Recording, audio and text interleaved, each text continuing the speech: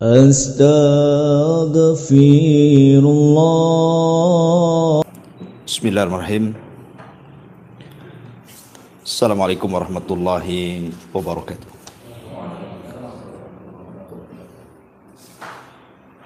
Alhamdulillah wassalatu wassalamu ala Rasulillah wa ala alihi wa sahbihi wa mawalah wa la hawla wa la quwata illa billahi wa ba'du.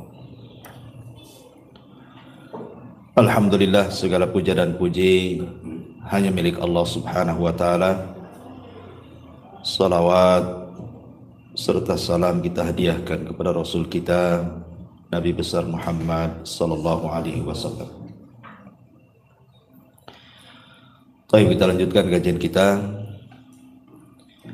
Masih membahas tafsir dari surah Al-A'la dan kita masuk pada ayat kedua dan seterusnya. A'udzubillahi minasyaitonir rajim. Bismillahirrahmanirrahim. Sabbihisma rabbikal a'la alladzi khalaqa fasawwa walladzi qaddara fahada walladzi akhrajal mar'a faja'alahu ghutsa'an ahwa. Sucikanlah nama Tuhanmu yang maha tinggi, yang menciptakan lalu menyempurnakan ciptaannya, yang menentukan kadar masing-masing dan memberikan petunjuknya, yang menumbuhkan rerumputan lalu dijadikannya rerumputan itu kering sehingga menjadi kehitam-hitaman. Taib. Di sini Allah Subhanahu wa taala setelah menyebutkan ayat pertama seruan untuk mensucikan nama Tuhannya yang maha tinggi, maka Allah katakan alladzi khalaqa fasawwa. Dialah yang khalaqa, menciptakan segala sesuatu, fasawwa, dan menyempurnakan ciptaannya. Kalimat khalaqa fasawwa ini selalu diulang-ulang. Allah Subhanahu wa taala kalau menyebut khalaqa, menciptakan, maka kalimat setelahnya biasanya fasawwa, menyempurnakan. Contoh umpamanya Allah Subhanahu wa taala mengatakan inni khaliqun basharan minatin fa idza sawaituhu wa nafakhtu fihi min ruhi faqa'u lahu sajidin. Sesungguhnya aku menciptakan manusia dari tanah, maksudnya Adam. Maka apabila aku menyempurnakannya, maka aku tiupkan ruhku kepadanya, maka bersegeralah kalian wahai para malaikat sujud kepada Adam. Di sini Allah katakan inni khaliq, saya menciptakan. Setelah itu Allah katakan sawaituhu, dan aku menyempurnakannya. Ataupun dalam surah Al-Kahfi ayat 37 Allah mengatakan akafarta billadzi khalaqaka min turabin thumma min nutfatin thumma sawwaka rajula. Apakah engkau akan kufur dengan zat yang telah menciptakan kamu dari tanah, kemudian dari setetes sperma, thumma sawwaka, kemudian Allah sempurnakan dirimu menjadi manusia. Di sini ada kalimat khalaqaka, setelahnya sawwaka. Sama juga di sini alladzi khalaqa fasawwa. Lalu apa makna khalaqa fasawwa? Qaddara fahada. Ini yang kita akan bahas sedikit di malam hari ini. Ma'asyiral muslimin yang dimuliakan Allah Subhanahu wa taala. Di dalam surah Al-Hasyr ayat 24 Allah Subhanahu wa taala berfirman, "Huwallahul khaliqu Al-Bari'u Al-Musawwiru lahul Asma'ul Husna. Dialah Allah Al-Khaliq yang menciptakan. Al-Bari menyelesaikan ciptaannya. Al-Musawwir yang membentuk. Artinya 3 nama Allah Subhanahu wa taala ini proses pembuatan manusia dalam janin. Al-Khaliq, Al-Bari, Al-Musawwir. Ini 3 nama Allah menjelaskan tentang proses penciptaan manusia dalam janin. Dan kita tahu bahwa di antara kuasa Allah Subhanahu wa taala, ikhwan, Allah Subhanahu wa taala ketika menciptakan manusia itu dalam proses, tidak sekali ciptaan. Allah mengatakan wallahu khalaqakum atwarah. Dan Allah Subhanahu wa taala menciptakan kalian itu dalam tingkatan kejadian. Artinya bukan dalam satu kejadian saja. Dari ciptaan ke ciptaan, dari ciptaan ke ciptaan, dan begitu seterusnya. Barulah kemudian menjadi manusia. Kita lihat dalam hadis Abdullah ibn Mas'ud radhiyallahu an, ketika Nabi SAW menjelaskan tentang proses penciptaan manusia. Kata Nabi SAW, bahwa manusia itu dikumpulkan selama 40 hari dari segumpal air mani. Kemudian 40 hari berikutnya berubah menjadi segumpal darah. Kemudian 40 hari berikutnya menjadi segumpal daging. Baru setelah itu diutus malaikat dan ditiupkan ruh kepadanya, seraya dicatat rizkinya, amalnya, ajalnya, bahagia dan celakanya. Begitu dalam hadis Abdullah ibn Mas'ud radhiyallahu anhu. Artinya bahwa Allah menciptakan manusia itu dalam penciptaan ke penciptaan. Pertama Allah ciptakan segumpal sperma dulu. Sperma laki-laki yang masuk kepada rahim perempuan ini jumlahnya jutaan, ikhwan. Begitu kan, sampai 20 sampai 300 juta. Tapi yang satu saja kan yang jadi. Jadi dari sekitar 300 juta itu yang jadi cuma satu. Kalau yang satu ini jadi, maka yang lainnya mati dan akan menjadi makanannya. Artinya bahwa kalau seandainya Allah takdirkan nih yang 300 juta itu hidup semua jadi manusia, kira-kira Batam ini cukup enggak? Seandainya setiap satu orang ketika mengeluarkan sperma itu membuahi 300 juta per orang kali penduduk Batam ini, kira-kira cukup enggak Batam ini? Enggak akan cukup. Oke, dengan Tanjung Pinang, Sak Kepri enggak akan cukup. Artinya bahwa ketika Allah Subhanahu wa taala kemudian mengeluarkan sampai 300 juta itu, yang jadi cuma satu yaitu antum. Ini nikmat Allah Subhanahu wa taala. Berarti antum dipilih dari 300 juta itu. Nikmat kan itu ya? Nikmat. Rupanya kita pula yang dipilih dari 300 juta itu. Lah ketika Allah Subhanahu wa taala sudah memilih kita, penciptaan yang pertama dalam bentuk sperma dulu. Ini penciptaan pertama, atwar pertama. Kemudian taur yang kedua, atwar yang kedua, 40 hari berikutnya baru segumpal daging, darah dulu. Setelah itu Allah ciptakan lagi dari segumpal darah menjadi segumpal daging. Lihat, dari ciptaan ke ciptaan, dari ciptaan ke ciptaan. Itulah yang Allah katakan wallahu khalaqakum atwara.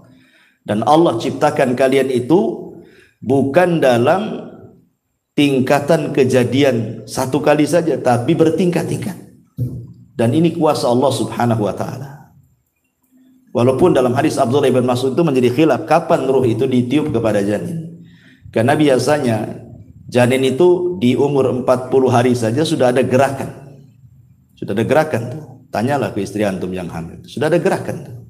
Kalau pamannya kita datang ke dokter kan itu ya, nanti di USG kan ada gerakannya. Apakah gerakan ini maknanya ruh yang ditiupkan pada 40 hari pertama? ataukah ruh itu ditiupkan setelah 4 bulan, artinya 40 hari ketiga. 40 hari kan gitu ya. Kalau digenapkan menjadi 4 bulan. Ada yang mengatakan bahwa di 40 hari pertama itulah ruh ditiupkan. Karena ada tajrubah. Buktinya ada gerakan di situ. Berarti hidup. Karena itu. Kalau hidup berarti ada ruhnya. Tapi ada yang mengatakan bahwa tidak, ruh itu ditiupkan oleh Allah Subhanahu wa taala lewat malaikat yang menjaga rahim itu ketika bayi berusia 44 bulan atau 40 yang ketiga. Berdasarkan zahir hadis. Ya kan? Zahir hadisnya kan begitu. 40 pertama segumpal mani, 40 hari kedua segumpal darah, 40 hari ketiga segumpal daging, baru ditiupkan ruh. Nah, berarti setelah 4 bulan baru tiupkan ruh. Dan ini yang banyak dikuatkan oleh jumhur mayoritas para ulama. Jadi ruh ditiupkan itu ketika janin berusia 4 bulan. Dari sini berlaku hukum-hukum fikih nantinya. Ya, seperti umpamanya kalau kegugurannya sebelum 4 bulan berarti bukan keguguran manusia. Ya, keguguran daging gitu saja. Tidak perlu dimandikan, tidak perlu dikafankan, tidak perlu disolatkan, tidak pula dikuburkan di kuburan kaum muslimin karena belum jadi orang. Ya. Tapi kalau kegugurannya setelah itu lain lagi ceritanya, sudah jadi orang kan gitu ya. Termasuk juga darah yang keluar. Kalau wanita keguguran di bawah 4 bulan berarti darahnya bukan darah haid. Dia masih harus sholat. Ya, harus sholat. Itu dianggap istihadah. Tapi kalau kegugurannya setelah 4 bulan berarti kalau keluar darah itu dianggap nifas. Ya, berarti dilarang sholat. Nah, jadi harus dibedakan tuh. Terlahir hukum-hukum fikihnya. Itu kita tidak bahas. Ya. Intinya bahwa di sini Allah Subhanahu wa taala berfirman, wallahu khalaqakum atwara. Dialah Allah yang menciptakan kalian dalam tingkatan-tingkatan kejadian. Dari segumpal sperma menjadi segumpal darah, dari segumpal darah menjadi segumpal daging, barulah terbentuk manusia. Itulah musawwir namanya. Allah membentuk. Ada kepalanya, ada kakinya, ada tangannya. Baru setelah selesai dari penciptaan sempurnalah bentuk manusia. Itulah makna al-bari. Ya, bari itu kalau ada dalam bahasa Arab, kalau orang sakit kemudian sembuh, itu disebut bari'ah. Dia telah sembuh. Gitu ya. Artinya kalau dalam penciptaan berarti sudah selesai penciptaannya. Sudah terbentuk manusia. Makanya 3 nama Allah ini, Al-Khaliqul Bari'ul Musawwir, ini kejadiannya semua di alam rahim. Baru kemudian setelah keluar ke alam dunia, inilah yang disebut dengan fasau taswiyah namanya. Allah katakan di sini alladzi khalaqa fasawwa. Nah, baru kemudian terjadi taswiyah, penyempurnaan. Apa yang dimaksud taswiyah di sini, ikhwan? Ini kan arti secara bahasa saja, taswiyah gitu ya. Di sini diartikan lalu menyempurnakan ciptaannya. Lalu apa makna sawwa di sini atau taswiyah di sini? Untuk memudahkan sebuah definisi, saya akan buatkan contoh saja biar antum paham. Kalau antum punya mobil, antum bangun rumah, antum punya mobil, otomatis mobil itu harus ada garasinya. Kemudian antum buat garasi lebih kecil dibandingkan mobilnya. Kemudian mobilnya antum paksa ke garasi, hancur nggak rumah tuh? Hancur. Berarti garasi itu tidak taswiyah namanya, tidak seimbang dengan mobilnya. Harusnya kalau buat garasi kan harus lebih besar dibandingkan mobilnya. Mobilnya masuk, itulah baru taswiyah. Ya. Jadi para ulama mengatakan, jadi makna taswiyah itu ayyakuna syai' ala qadri hajatihi. Hendaklah sesuatu itu direncanakan sesuai dengan hajat kebutuhannya. Itu disebut taswiyah. Jadi kalau seandainya memasukkan antum buat pintu rumah untuk antum masuk, oh, enggak mungkin lah pintu itu lebih kecil dibandingkan orangnya kan, itu harus lebih besar.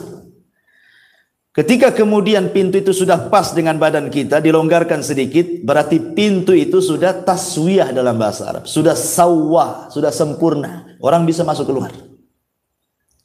Lah manusia ketika keluar dari janin itu, ikhwan, lihat bagaimana Allah Subhanahu wa taala menyempurnakan ciptaannya. Kita lihat bagaimana Allah Subhanahu wa taala samakan antara kedua tangan si bayi itu. Sama antara tangan kiri dengan tangan kanan. Panjangnya sama, jumlah jarinya sama. Tidak ada yang beda. Kemudian kakinya juga sama kan itu.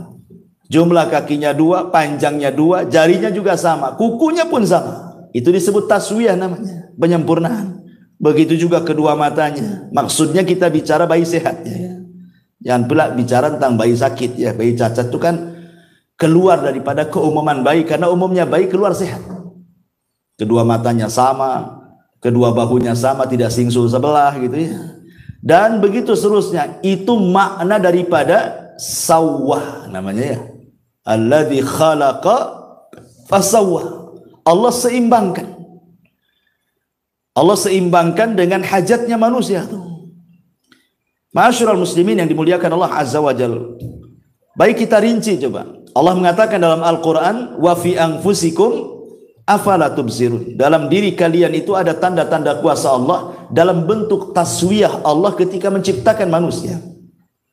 Allah buat sempurna, seimbang manusia itu untuk kemaslahatan kita semuanya. Kita lihat saja, mungkin Pak Jul ya orang kesehatan kan paham. Kalau kaki saja itu tidak sama panjangnya, berarti ada masalah tuh. Ya, maka harus dikeretek abal-abal apa namanya, supaya sama kan. Kalau tidak sama kan berarti badan ini ada masalah. Ya ada masalah. Kalau tidak sama panjangnya itu ada masalah dengan badan dia. Kenapa? Karena Allah menciptakan manusia itu taswiyah. Kalau ada panjang sedikit, masalah tuh dengan badan dia. Karena Allah tidak menciptakan seperti itu. Berarti orang ini harus dibenerin tuh. Lah ini kuasa siapa? Kuasa Allah. Allah Subhanahu wa taala menciptakan manusia itu dalam kondisi betul-betul sehat. Dialah yang membuat sakit. Tapi ketika Allah menciptakan manusia tidak seperti itu, semua sama.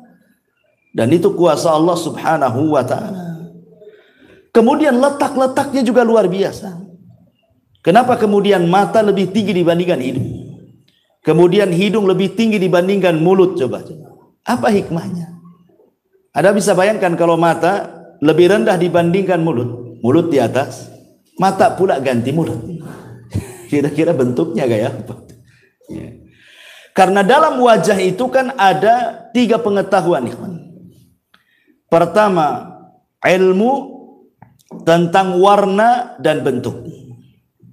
Ilmu tentang warna dan bentuk, dan itu hanya ada pada pandangan. Pandangan yang bisa melihat warna, pandangan yang bisa melihat bentuk, dan ketika memandang harus tinggi supaya kelihatan. Ya, kalau mata di bawah nggak nampak tuh, makanya diletakkan di ketinggian kan, karena fungsinya memandang warna-warna, memandang bentuk-bentuk tuh. Kemudian yang kedua ada namanya ilmu penciuman. Setelah pandangan, tentu penciuman dulu.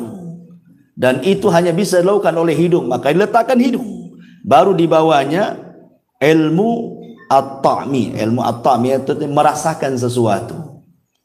Manisnya, pahitnya, dan begitu seterusnya. Makanya Allah letakkan betul-betul sesuai dengan letaknya. Mata di sini, hidung di sini, kemudian mulut di sini. Kemudian bentuknya coba kelopak mata ini, ikhwan. Ini kan tipis ya. Kelopak mata kita ini tipis. Tapi bibir kita ini tebal. Kita balik seandainya. Yang tipis di sini, yang tebal pula di sini. Kira-kira antum bisa berkedip? Kalau seandainya di kelopak mata itu setebal bibir, gak bisa antum berkedip. Makanya Allah Subhanahu wa taala buat tipis tuh di sini kelopak mata itu, kulitnya. Dan bibir ini dibuat tebal supaya bisa bicara. Begitulah Allah Subhanahu wa taala betul-betul gitu ya, taswiyah itu mensejajarkan. Termasuk juga gigi kan, gerham sebelah kiri, gerham sebelah kanan, atas bawah, betul-betul seimbang. Coba kalau seandainya yang atas besar, sebelah kanan, sebelah kiri kecil, macam mana kita mau ngunyah?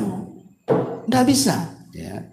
Jadi ini kuasa semua, kuasa Allah Subhanahu wa taala yang memang Allah Subhanahu wa taala sudah buat sedemikian rupa. Makanya Allah mengatakan laqad khalaqnal insana fi ahsani taqwim. Sungguh manusia itu dibentuk dengan sedemikian rupa. Ya, luar biasa. Seperti namanya, kenapa tangan ini agak kering, basahnya sedikit gitu ya. Kaki lebih kering lagi, basahnya lebih sedikit lagi. Tapi kalau muka biasanya kan berminyak, basahnya lebih banyak kan itu ya. Nah, ini kan juga ada rahasianya. Karena memang kaki ini tempat berpijak. Ya otomatis juga harus ada minyak-minyak sedikit lah berkilo-kilo kan itu. Jadi memang sudah diatur oleh Allah Subhanahu wa taala. Ini baru yang zahir ya dalam badan kita saja. Sudah sedemikian rupa ciptaan Allah Subhanahu wa taala, Allah letakkan luar biasa. Ya, telinga juga tidak besar separuh, ya sama seimbang. Mendengarnya pun subhanallah. Ketika kita mendengar loh, telinga kanan, telinga kiri, jangan cerita telinga sakit ya, telinga sehat ya. Itu sama saja. Tidak mungkin orang memanggil gitu ya, kata kanan itu manggil mau ngasih duit gitu ya. Kata telinga bukan itu debt collector. Tidak mungkin juga kan. Artinya kan tidak mungkin berselisih pandangan itu. Pandangan mata juga nggak berselisih. Tetapi dalam anggota badan tidak semua harus berpasangan. Seperti hati kan sendiri dia. Hati itu sendiri. Kenapa? Karena hati itu adalah raja. Dalam anggota badan kita itu harus ada rajanya. Hati kita itulah rajanya. Sebab kalau seandainya hati ada dua, masalah. Ya, kata hati pertama, langkahkan kaki kiri. Kata hati yang kedua, mundurkan kaki kanan. Kapan mau maju kan? Yang satu minta mundur, yang satu minta maju kan tidak bisa juga. Begitulah Allah Subhanahu wa taala letakkan setiap manusia itu ada pimpinannya. Hati kita itulah. Makanya Imam Dzul Qayyim mengatakan, al-qalbu kal malik. Oh, hati itu seperti raja. Anggota badan ini hanya ngikut saja. Ma'asyiral muslimin yang dimuliakan Allah Subhanahu wa taala. Kemudian Allah mengatakan di sini alladzi khalaqa fasawwa. Dialah yang telah menciptakan dan menyempurnakan ciptaannya. Kemudian Allah mengatakan walladzi qaddara fahada. Apa makna qaddara fahada? Di sini diartikan yang menentukan kadar masing-masing dan memberikan petunjuk. Ada yang mengatakan bahwa walladzi qaddara, setelah Allah Subhanahu wa taala mengatakan khalaqa, menciptakan manusia di perut ibu kita, kemudian menyempurnakannya. Kemudian Allah Subhanahu wa taala qaddar. Qaddar itu artinya qaddara makhrajal khuruj. Qaddara makhrajal khuruj. Jadi Allah Subhanahu wa taala takdirkan bahwa janin ini sudah diletakkan di mana dia letak, keluar dari rahim seorang ibu. Allah tidak keluarkan dari mulut seorang wanita. Allah juga tidak mengeluarkan dia dari lubang duburnya. Tapi Allah Subhanahu wa taala sudah mentakdirkan dia memang harus keluar dari situ. Ya, dari kubulnya. Dan itu maknanya qaddar. Kemudian fahada, setelah itu kemudian Allah berikan petunjuk untuk kehidupannya. Dia pun kemudian langsung mencari makanannya dari susu ibunya. Itu namanya qaddar fahada dalam satu penafsiran. Ada juga yang mengatakan bahwa qaddar di sini artinya qaddara rizqahu. Jadi setiap manusia itu sudah ditakdirkan rizkinya. Kemudian fahada, Allah kasih petunjuk bagaimana cara mencarinya. Dan ini penting ikhwan. Manusia ketika mencari rizki itu ada yang ekstrim kanan, ada yang ekstrim kiri. Yang ekstrim kanan, mereka menghabiskan semua waktunya hanya untuk mencari dunia, cari rizki saja. Otaknya itu duit saja. Itu yang pertama, sehingga dia melupakan bahwa rizki itu sudah dicatat. sehebat apapun Anda mencari rizki, tetap saja yang Anda dapatkan itu cuma seperti itu. Kan sudah ditentukan rizkinya. Nggak mungkin bertambah, ya nggak mungkin berkurang. Artinya bahwa kalau kita paham bahwa rizki itu tidak mungkin bertambah, tidak mungkin berkurang, lah ngapain ngoyo-ngoyo gitu maksudnya. Pikiran kita ke uang terus gitu ya, malam siang, seolah-olah tidak ada waktu kecuali duit saja. Padahal yang didapati pun sesuai dengan yang dicatat Allah saja. Ini ekstrim ini. Betul-betul dia hatinya hanya dunia saja. Dia tidak paham bahwa rizkinya sudah dicatat. Yang kedua pula ekstrim kiri ini, sama sekali dia bersandar kepada apa yang dicatat. Kan Allah sudah takdirkan rizki saya, duduk sajalah saya di rumah. Nah, ini ekstrim yang lain lagi. Dahulu ada dua orang bersaudara. Yang satu pula rajin kerja, yang satu pula malas kerja. Jadi yang rajin kerja ini mengatakan, "Kom, berdiri. Kalau engkau ingin makan, cari, berusaha, cari rezeki Allah Subhanahu wa taala." Kemudian kata saudaranya, "Tidak. Aku yakin rizkiku sudah dicatat, walaupun aku duduk di rumah." Kemudian saudaranya mengatakan, "Dasar orang gila," katanya. Pergi dia cari rezeki. Saudara yang pergi ini di tengah jalan, rupanya ada kebun orang. Kemudian ada pohon, batangnya pula keluar jalan. Di situ ada buah mangga. Ya. Jatuhlah buah mangga itu. Kemudian diambil dia. Halal apa haram? Ini kan sudah di luar kebun nih, udah ke jalan kan itu. Intinya diambil lah, jangan cerita halal dulu, haram dulu. Diambil. Kemudian ketika mau dimakan, teringat pula saudaranya. Dasar orang gila katanya. Ya. Akhirnya dia terpikir, balik lagi dia. Kemudian dilempar mangga itu, makan. Tapi setelah itu berdiri cari kau uang supaya kau bisa makan. Kata dia, tunggu dulu, saya makan dulu. Ini rizki saya kan. Lihat, aku duduk saja dapat rizki katanya. Coba, duduk saja dapat rizki. Lihat bagaimana Allah mencatat orang duduk dapat rizki kan. Bagaimanapun caranya, walaupun itu dongkol saudaranya, tapi itu rizki dia sudah dicatat bahwa mangga itu milik dia. Walaupun caranya salah, tapi itu memang rizkinya sudah dicatat, dia makan mangga di situ. Artinya bahwa sehebat apapun manusia mengejar rizki itu, maka rizki akan segitu-gitu saja. Makanya dulu saya pernah ceritakan tentang kisah siapa? Ali bin Abi Thalib kan. Ketika ada seorang pengemis datang kepada Ali bin Abi Thalib, kemudian Ali menjanjikan akan diberikan beberapa dirham. Lupa pula Ali itu naruh uang di mana dia letakkan dirham-dirham itu. Akhirnya kelamaan jengkelah ini pengemis ini. Sebelum pergi mencuri pelana kudanya Ali. Pergi dia. Setelah pergi pencurinya, dapat pula dirham-dirham itu. Akhirnya keluar, rupanya sudah nggak ada itu yang mengemis itu. Tiba-tiba kemudian pembantunya Ali mengatakan bahwa lizamnya, pelana kudanya hilang dicuri orang. Ali mengatakan, ya sudah. Kalau sudah dicuri orang, mungkin dia rezekinya. Ambillah uang dirham-dirham itu, kau belilah pelana yang baru ke pasar sana. Mudah-mudahan dapat harga 400. Dikasih uang 400 dirham. Ke pasar dia. Kemudian adalah orang yang jual pelana. Ditawar, dapat pula 400. Pulang dia. Ketika Ali radhiyallahu anhu melihat pelananya, dia hafal itu pelana dia. Kata Ali, ini kan pelana kita. Yang dicuri tadi. Berarti kau beli dari pencuri itu katanya. Bagaimana sifatnya orang itu? Maka pembantu mengatakan begini orangnya, begitu langsung bertakbir Ali, Allahu Akbar katanya. Lihat, kalau seandainya dia mau sabar menunggu aku mencari uang dirham-dirham ini, dia akan mendapatkan dengan cara halal. Tapi karena tidak bersabar, dia mendapatkannya dengan cara haram. Sama-sama 400. Ali janji mau ngasih 400.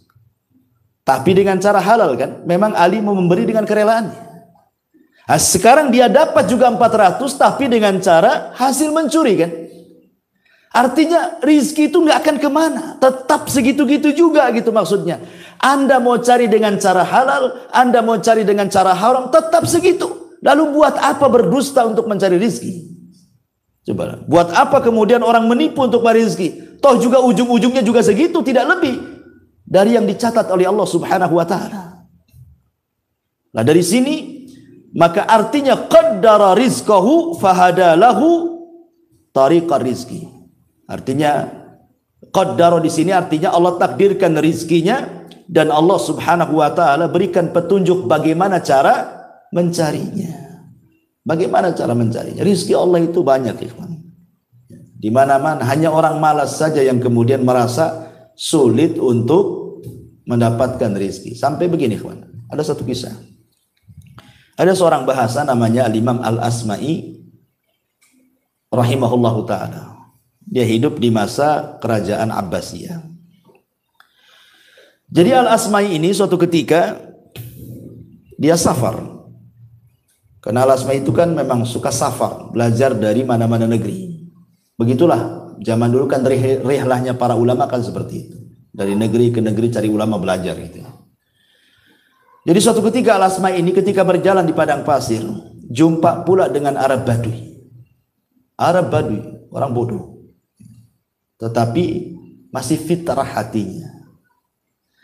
Jadi ketika kemudian Arab Badui ini bertanya, siapa kamu? Saya Al-Asma'i dari suku Asma. Oh, Anda Al-Asma'i, dari mana kau datang? Dia mengatakan dari negeri yang di situ dibacakan kalam-kalam Allah. Arab Badui ini bingung. Karena tidak pernah mendengar Al-Quran, tidak pernah juga melihat Al-Quran seperti apa, tidak pernah membaca Quran, sama sekali tidak tahu Quran. Sehingga dia tanya, apakah Allah Subhanahu wa Ta'ala punya kalam, ya, punya firman yang dibaca manusia? Kata Asma'i, ya, inilah Al-Quran, ini semua firman yang dibaca kita, ini firman Allah Subhanahu wa Ta'ala. Jadi Arab Badui ini takjub. Kok ada firman-firman Allah yang dibaca manusia begitu ya? Jadi kata Arab Badui ini, kalau begitu bacakan untukku satu firman Allah, biar aku senantiasa membacanya. Akhirnya Al-Asma'i membacakan surah Ad-Dhariyat. Ad-Dhariyati, Darwa dan begitu seterusnya. Sampai kepada ayat wa fis sama'i rizqukum wa ma tu'adun. Dan di langit terdapat rizki kalian dan apa yang dijanjikan Allah kepadamu. Ketika kemudian si Arab Badui ini mendengar kalimat wa fis sama'i rizqukum, dan di langit ada rizki kalian dan apa yang dijanjikan Allah kepada kalian, kata Arab Badui, hasbuk, cukup. Tiba-tiba kemudian dia ambil pedangnya, kemudian unta yang ditungganginya langsung disembelih, kemudian dipotong-potong, dikuliti, kemudian dia minta kepada Asma'i, tolong bagi-bagikan daging dan tulang-tulang ini kepada fuqara wal masakin, bantu saya, katanya. Langsung kemudian dibagi-bagikan kepada orang yang lalang itu. Akhirnya habis. Setelah habis daging untanya, dia patahkan pedangnya, kemudian dikubur. Kemudian sambil berjalan dia membaca wa fis sama'i rizqukum wa ma tu'adun, wa fis sama'i rizqukum wa ma tu'adun, sampai pergi. Dia baca terus ayat ini. Al-Asma'i ketika melihat hal ini takjub dia. Dia mengatakan, demi Allah, aku sudah 30 tahun lebih sering lewat dengan ayat ini wa fis sama'i rizqukum wa ma tu'adun, tetapi tidak punya pengaruh seperti pengaruhnya Arab Badui ini, katanya. Dia baru baca satu kali Al-Quran, tidak pernah kenal Al-Quran. Itulah Al-Quran yang pernah dibaca. Tapi dia begitu yakin bahwa di langit itu ada rizki baginya dan apa yang dijanjikan Allah kepadanya. Sampai dia sembelih itu dia bagi-bagikan, karena dia tidak takut bahwa rizkinya Allah tanggung. Itu maksudnya. Akhirnya beberapa tahun kemudian Al-Asma'i ini diajak haji oleh Khalifah Harun Ar-Rasyid rahimahullahu ta'ala.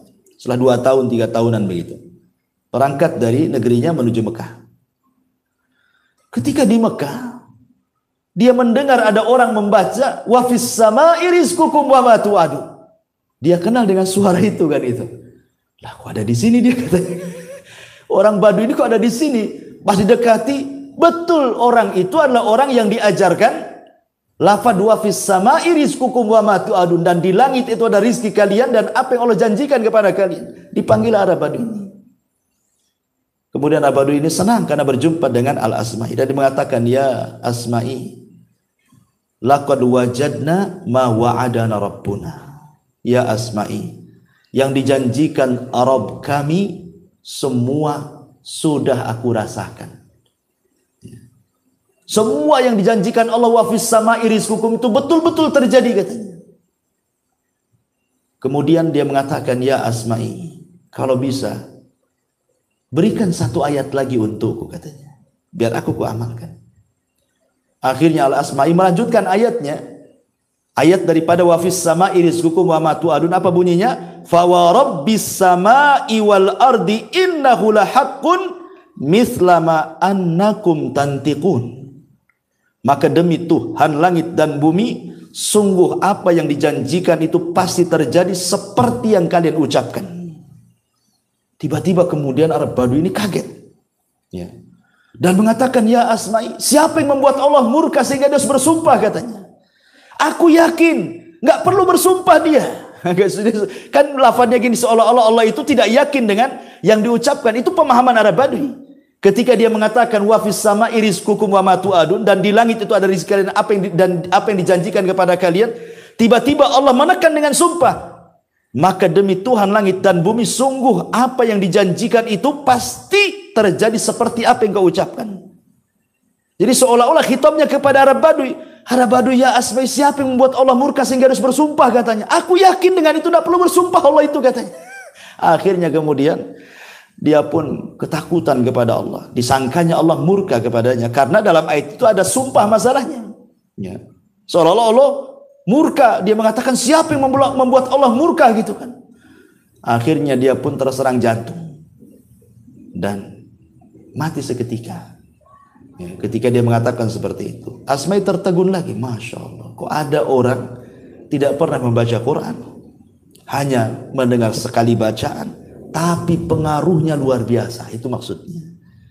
Keyakinan kepada wa fis sama'i rizqukum wa ma tu'adun, itu bahwa di langit ada rizki yang Allah Subhanahu wa taala akan anugerahkan kepada kalian dan apa yang Allah janjikan kepada kalian. Coba kalau kita pahami ayat ini, teman. Tidak mungkin orang itu kemudian stres dengan rizki. Nggak mungkin stres dengan rizki. Kenapa? Karena qaddara fahada. Allah sudah takdirkan kok rizki. Dan maknanya di langit itu ada rizki kalian karena memang Allah Subhanahu wa taala ada di ketinggian di langit. Dia lah yang ngasih rizki kepada kita. Dan rizki Allah Subhanahu wa taala itu dulu pernah saya jelaskan ada dua kan. Ada yang disebut dengan rizkun nazil, ada yang disebut dengan rizkun sha'id namanya ya.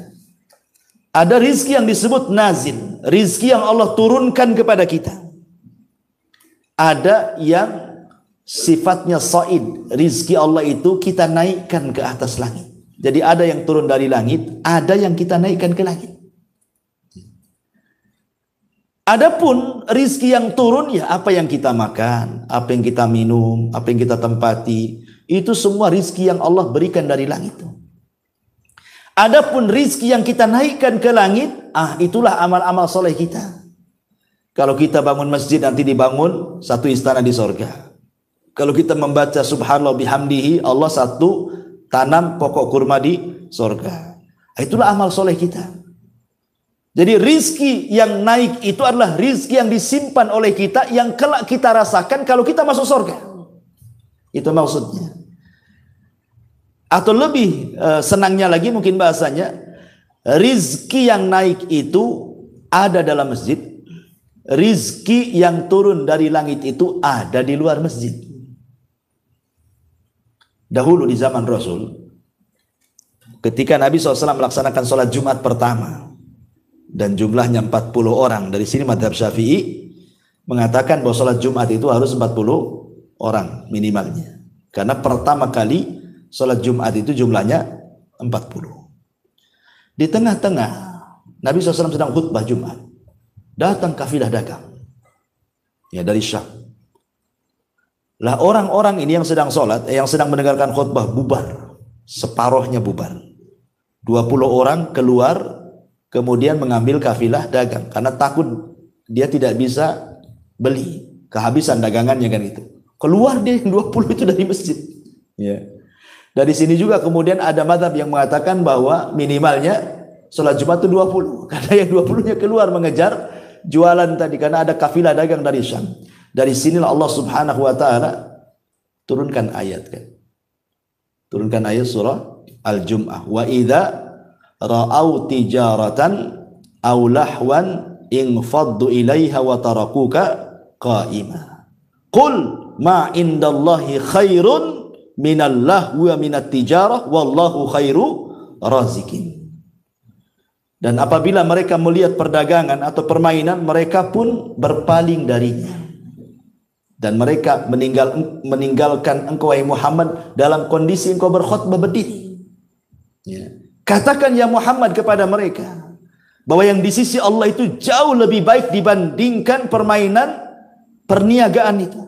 Karena Allah sebaik-baik pemberi rizki. Lihat bagaimana Allah Subhanahu wa taala menegur di sini. Yang lari mengejar rizki di luar masjid, ya, tidak lebih baik dibandingkan orang yang tetap ikut sholat Jumat bersama Nabi, gitu maksudnya. Dari sini menunjukkan bahwa rizki yang naik jauh lebih baik dibandingkan rizki yang turun.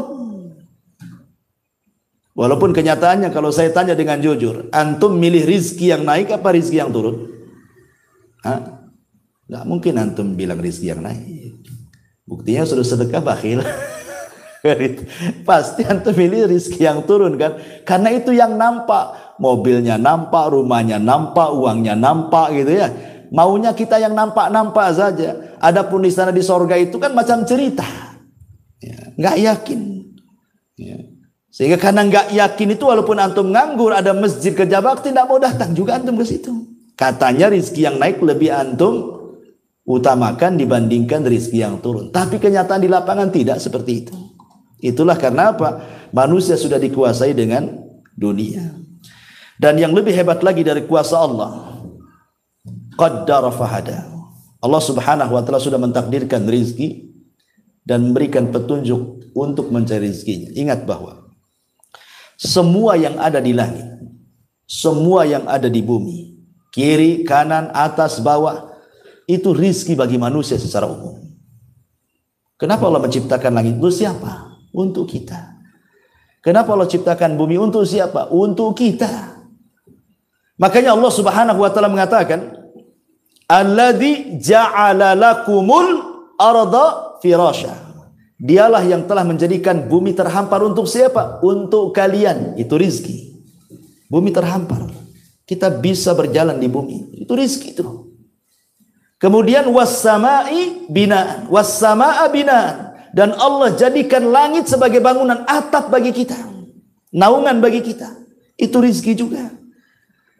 Kemudian wa anzala minas sama'i ma'an, Allah turunkan dari langit air, air rizki juga, kan gitu ya. Fa akhraja bihi minas thamarati, dan Allah keluarkan dari bumi itu buah-buahan, rizqan lakum, itu semua rizki bagi kalian. Jadi Allah Subhanahu wa taala menciptakan makhluk ini semuanya rizki bagi kita sebenarnya. Kalau seandainya ayam bisa bicara, pasti ayam akan ngomong, aku ini diciptakan untuk kau makan. Kalau seandainya kambing, sapi itu bisa bicara, maka mereka akan mengatakan seperti itu. Aku diciptakan itu untuk kalian makan sebenarnya. Kalau seandainya jeruk, durian, apalah namanya, buah-buahan, rambutannya, kesemaknya, salaknya bisa bicara, pasti mereka akan mengatakan, aku ditumbuhkan Allah untuk kalian makan. Tapi kan mereka tidak bicara. Tapi itu kenyataannya kan seperti itu. Artinya bahwa manusia itu betul-betul dimuliakan oleh Allah Subhanahu wa taala, sampai seisi langit dan bumi itu sebenarnya untuk manusia. Saking mulianya manusia. Luar biasa itu ya. Taib asyrul muslimin yang dimuliakan kembali. Kemudian penafsiran yang berikutnya, qaddara fahada. Allah tentukan rizkinya, kemudian Allah berikan petunjuknya bagaimana cara mencari rizkinya. Terkadang ikhwan, ada makhluk yang Allah ciptakan itu madarat bagi manusia. Contoh, Allah menciptakan tikus, itu madarat bagi manusia. Tapi setelah itu Allah ciptakan kucing, maka tikus menjadi ketakutan dengan kucing kan gitu. Jadi saling takut-takutan tuh. Manusia takut sama tikus, tikus pula takut sama kucing. Ya. Artinya bahwa rizki kita diambil tikus. Tikus sendiri rizkinya kucing. Itulah qaddara fahada ya.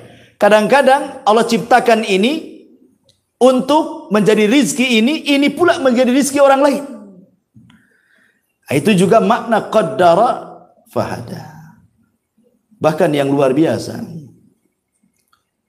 kita lihat bahwa ada ulatnya. Ulat itu makan dedaunan, tapi kemudian menghasilkan sutra. Ada juga tawon umpamanya. Dia makan sembarang dari dedaunan bunga-bunga, tiba-tiba menghasilkan madu. Yang anehnya adalah bahwa tidak ada satu binatang yang bisa menggantikan posisi binatang yang lain. Semut disuruh mengeluarkan sutra tidak bisa, karena itu bukan pekerjaannya. Ya. Antum cari lalat, dikasih gula pun tidak akan keluar madu. Kan gitu ya.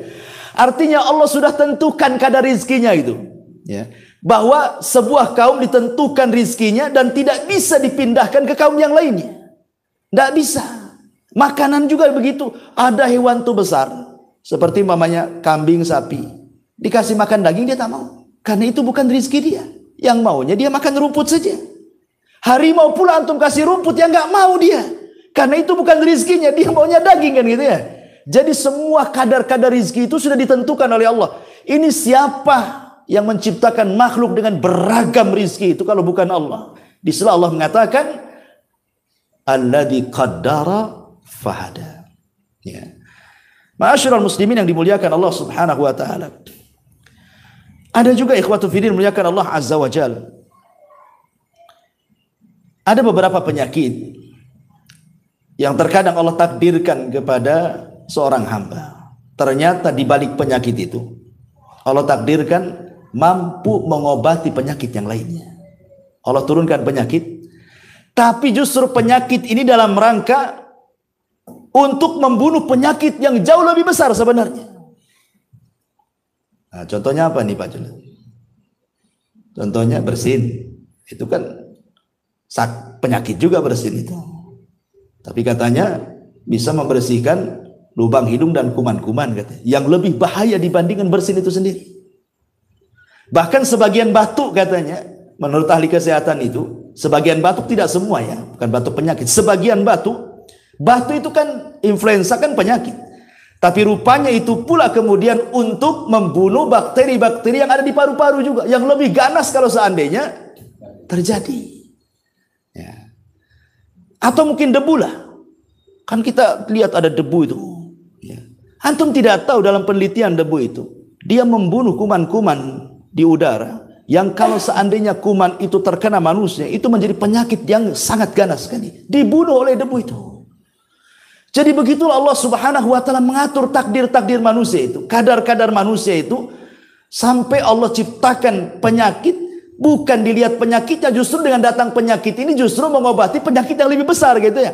Ya, karena sudah ditakdirkan dia seperti itu. Qaddara fahada. Ya. Ma'asyiral muslimin yang dimuliakan Allah Subhanahu wa taala. Kemudian di sini Allah Subhanahu wa taala mengatakan, "Walladzi qaddara fahada walladzi akhrajal mar'a."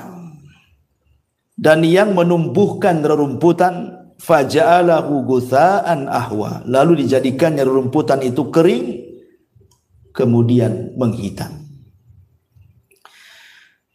Al-mar'a itu artinya rumput yang sudah siap jadi, siap makan. Karena Quran itu membahasakan dengan 3 bahasa, harthun, zar'un, mar'ah gitu ya.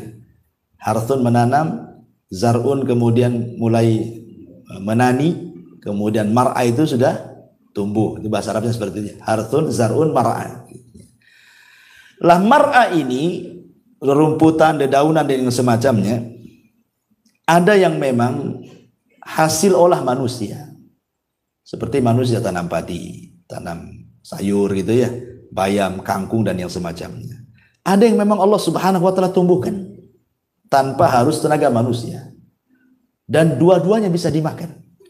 Manusia juga makan rumput, ya bukan jenis rumput yang dimakan kambing tentunya ya. Maksud rumput di sini ya bayam gitu ya. Kangkung itu kan jenis-jenis rumputan juga, mar'ah dalam bahasa Arabnya. Ya. Dan subhanallah, kita lihat bahwa tidak semua binatang juga makan rumput. Tidak semua binatang makan rumput. Ya. Tetapi kebanyakan binatang-binatang yang dimakan manusia, mereka makan rumput. Kambing makan rumput. Ya. Sempat kambing kayak harimau, ikhwan. Apa nggak susah hidup? Siapa yang mau ternak kambing? Coba sempat kambing atau yang lebih besar sapi makan daging kayak harimau. Nggak ada orang ternak sapi kan. Bagaimana Allah berikan nikmat binatang-binatang ternak yang hidup sehari-hari bersama manusia itu. Ada kemiripan makan dengan kita. Ya, supaya kita mudah. Ya, mudah makan dagingnya. Sempat dia kayak harimau. Nggak ada yang makan daging sapi. Ya, antum pun takut dimakan dia. Kan itu ya. Bagaimana Allah Subhanahu wa taala memberikan nikmat yang luar biasa. Ya. Ma'asyiral muslimin yang dimuliakan Allah Azza wa Jalla. Kemudian Allah mengatakan, "Walladzi akhrajal mar'a", dialah yang menumbuhkan mar'a. Dialah yang menumbuhkan segala sesuatu itu yang menumbuhkan Allah. Segala sesuatu yang menciptakan Allah. Dia khalaq. Tumbuh itu menumbuhkan karena ada seorang dokter, orang yang sudah titel doktor di Amerika sana. Ya. Kita tahu bahwa dia mau eksperimen soal menetaskan telur di sebuah kotak kemudian dikasih listrik dengan suhu sekian. Ya. Kita tahu bahwa lihat ayam ketika mengerami telur. Ayam ketika mengerami telur kan kadang-kadang dia ngerami, kadang-kadang dia pergi. Ya. Nanti dibalik tuh sama ayam telur itu, nggak dalam satu posisi kan. Nanti dibalik karena bawah itu biasanya makanan untuk yang di atas, makanya dibalik-balik. Jadilah dia ayam. Sehingga kemudian sang dokter ini dia coba kemudian membuat eksperimen. Dibuatlah kotak dengan suhu seperti ayam mengerami telurnya, suhunya sekian. Dibuat. Dia tidak paham kalau ayam itu membolak-balikan telur. Dia biarin aja seperti itu. Akhirnya sudah lama tak jadi-jadi. Semua busuk telurnya. Semua busuk telurnya. Coba. Siapa yang ngajari ayam mengerami sehingga tidak ada yang mati? Semua netes. Ini dokter belajar. Dia sekolah namanya titelnya dokter. Artinya kan dari SD, SMP, SMA, S1, S2 dokter kan begitu kan. Dia tidak bisa menetaskan telur. Ayam tidak belajar SD, SMP, SMA. Nggak ada. Ya kan? Dokter ini lupa bahwa walladzi qaddara fahada walladzi akhrajal mar'a. Itu dia lupa di situ. Bahwa yang menakdirkan, yang menciptakan, yang menumbuhkan itu Allah. Ya. Makanya ayam tidak belajar pun bisa dia menetaskan anak-anaknya walaupun dia tidak punya ilmu menurut ilmu manusia. Nah, itu yang harus dipahami. Bahwa walladzi akhrajal mar'a, yang dialah Allah yang mengeluarkan, yang menumbuhkan, yang menciptakan tumbuh-tumbuhan, rumputan dan segala jenis pepohonan yang ada di bumi. Kita harus pahami dan sebagai bentuk tauhid rububiyah kita kepada Allah Azza wa Jalla. Faja'alahu gutsa'an ahwa. Lalu dijadikannya rumput-rumput itu kering kehitam-hitaman. Maknanya kita disuruh belajar kepada rumputan. Bahwa manusia itu kurang lebih dengan rerumputan, dengan padi juga. Awalnya lemah dan diakhiri dengan kelemahan, gitu maksudnya ya. Lihat, padi itu lemah ketika kecil, diinjak mati. Tapi kalau sudah besar, sudah berbuah kan gitu kan. Walaupun diinjak agak mereng begitu tetap saja dia tumbuh ke sana. Cuman nggak tegak saja kan itu, agak kuat ya. Tapi nanti kalau sudah panen, mulai menguning, kemudian menghitam, sudah rapuh, diterpa angin, terbang semuanya. Begitulah manusia. Diciptakan dalam posisi lemah, diakhiri dengan lemah. Tapi lemah pertama dicintai, lemah kedua dibenci. Kan itu ya. Kalau masih bayi lemah, orang diciumnya, digendongnya gitu ya, dinyanyiinnya. Coba kalau sudah tua lemahnya, yang ada didoakan kapan matinya kan. Itu sama-sama lemah tapi beda pelakuannya tuh. Ya. Intinya di sini bahwa di sini ada pelajaran faja'alahu gutsa'an ahwa, bahwa kehidupan rerumputan juga dijadikan pelajaran bahwa semua makhluk itu ada batas umurnya.